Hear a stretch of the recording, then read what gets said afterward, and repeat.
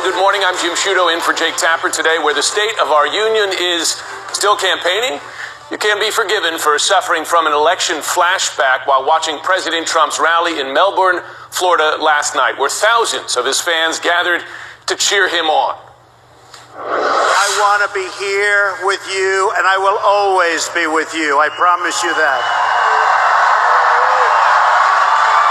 I want to be in a room filled with hardworking American patriots who love their country, who salute their flag, and who pray for a better future.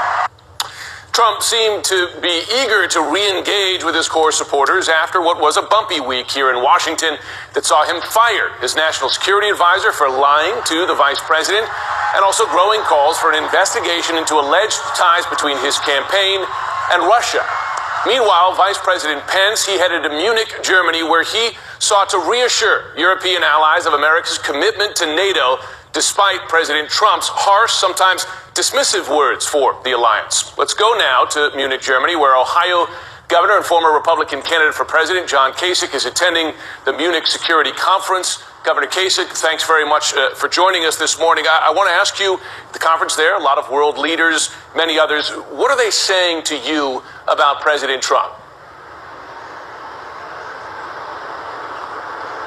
Well, the interesting thing, Jim, is what they're saying is we can hear from the vice president, we can hear from General Mattis, we can hear from General Kelly, but we're not sure about the president. And it is vital that the administration be on the same page.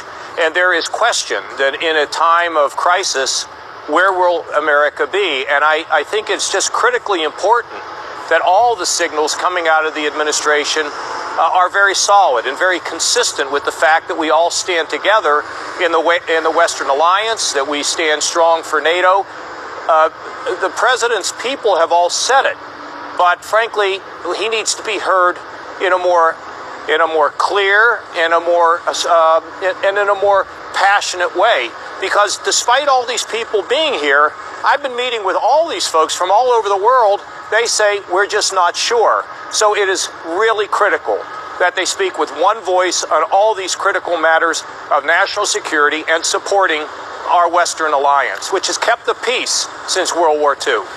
Governor Kasich, as you know, one place where President Trump has been clear and passionate is his targeting of one American institution, it seems, after another since taking office. The intelligence community, the judiciary, including individual judges, the Congress, and this week he went once again after the media, but really in stronger terms than he's used, referring to the American media as the enemy of the American people. Senator McCain had some very harsh words for those comments. Have a listen. If you want to preserve democracy as we know it, you have to have a free and many times adversarial press. And without it, I'm afraid that we would lose so much of our individual liberties over time. That's how dictators get started. That's how dictators get started. Do you share that concern?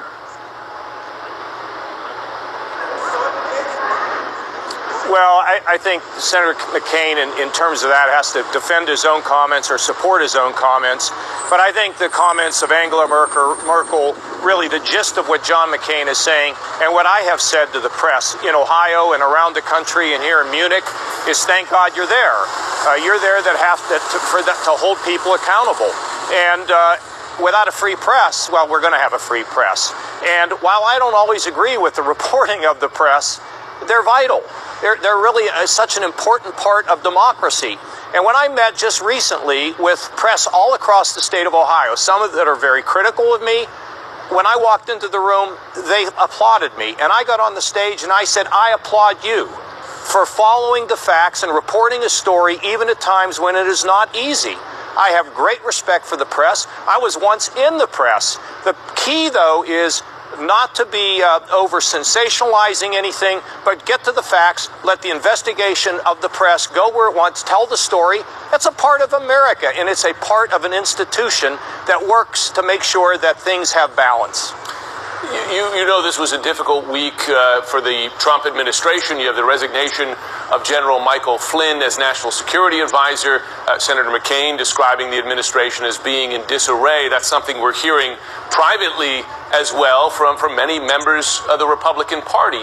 As you look at the administration now in these crucial first weeks, do you see disarray as well?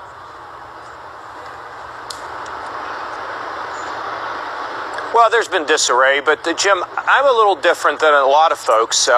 When you're the governor of a state and you're an executive, you assemble your team, and then you need to get your sea legs. And I made mistakes early on as governor. In fact, my wife once told me, John, you're the father of Ohio, act like it. And the fact of the matter is that words matter. I think the administration needs to understand that loose words, frankly, causes great concern. And one of the things that's amazed me on this trip over here is as much as the Europeans criticize the United States of America, they love us, they need us, and they tell us that. And in some sense, they're almost begging us to say, please stand with us. You're the leader. No one else can fill your role. So I think it's just very important that in any administration, it gets its sea legs, that it's stable, and realizing that things that get said out of that White House really matter, not just in America, but all over the world. I am certain that Russia is a major topic of conversation there, also certainly here at home. And two of your former presidential rivals, Senator Lindsey Graham and Senator Rand Paul, they expressed very different views on how Congress should deal with allegations here pertaining to Russia's meddling in the U.S. election. First, let me play what Senator Graham said. 2017 is going to be a year of kicking Russia in Congress. That's Senator Graham there. Rand Paul suggesting something very different, that Republicans should not investigate the Trump administration's potential links to Russia because it would impede the GOP's policy agenda. Listen to Senator Paul. I just don't think it's useful to be doing investigation after investigation, particularly of your own party. We'll never even get started with doing the things we need to do, like repealing Obamacare, if we're spending our whole time having Republicans investigate Republicans. I think it makes no sense. Who do you side with, Governor Kasich? Senator Graham, who says you got to push hard, or Senator Paul says that Republicans should be pulling back? Let me tell you, Look, if our intelligence community thinks we need to get to the bottom of this, I happen to believe that perhaps a joint House-Senate Intelligence Committee investigation ought to get to the bottom of Russian hacking. Were they trying to influence our election? What is it all about? What's the bottom line? Now, I don't favor at this point moving it outside of the intelligence committees. I think that the intelligence committees have the capability to conduct a thorough understanding of what happened so that we can be in a position to prevent it in the future. Many European countries are worried about Russia's hacking their elections, disrupting their elections. So I believe that the House and Senate can carry this out, and I think that it has to be done in a bipartisan and thorough way. And I think that a person like Senator Feinstein, Senator Warner, if they feel as though we're not getting to the bottom line and that investigations become partisan, then we have to look at something more independent. But I'm confident that the House and the Senate Intelligence Committee can do this. It's in the best national security interests of the United States. And frankly, the rest of the world is looking at how we handle this because they don't want to be hacked. They don't want to have their elections to be disrupted in any way.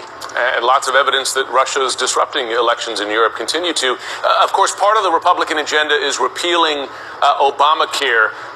When you expanded Medicaid in your home state, Ohio, bringing health insurance to additional 700,000 low-income people, you defended that decision to conservatives by saying this. I'll remind our viewers. I don't know about you, lady, but when I get to the pearly gates, I'm going to have an answer. I'm going to have to answer for what I've done for the poor. Of course, as you know, the Trump administration, Republican leaders in Congress signaled this week they want to sharply reduce federal payments to 31 states. It's going to make it a lot harder to insure the poor that you were referring there in your statement. From your perspective, is it an unchristian thing for the Trump administration, for Republicans to pursue so aggressively? Jim, I'm not going to get into, religious discussion, but here's what I will tell you. There are 700,000 Ohioans who now get care who didn't have it before. a third of whom have either mental illness and need to be treated or drug addiction, which is a problem throughout the country. A quarter of them have chronic conditions. They don't even know it. And to turn our back on them makes no sense. Now, I believe there is an ability to reform, to repeal, and replace Obamacare, which also includes a reform of Medicaid that will make the program more affordable, that will put us in a position of where we can continue to cover 20 million people and 700,000 in my state. And I'm not going to sit silent and just allow them to rip that out. In fact, I think the president and a number of other people, senators, said those who are covered will continue to be covered. And there's a way to do it with a reform agenda that I've been clear on, and I'll send it to you if you would like to see it. I understand, now I'm in Munich, but I understand that there was an initial effort by House Republicans to, for example, phase out Medicaid expansion, which means phasing out coverage.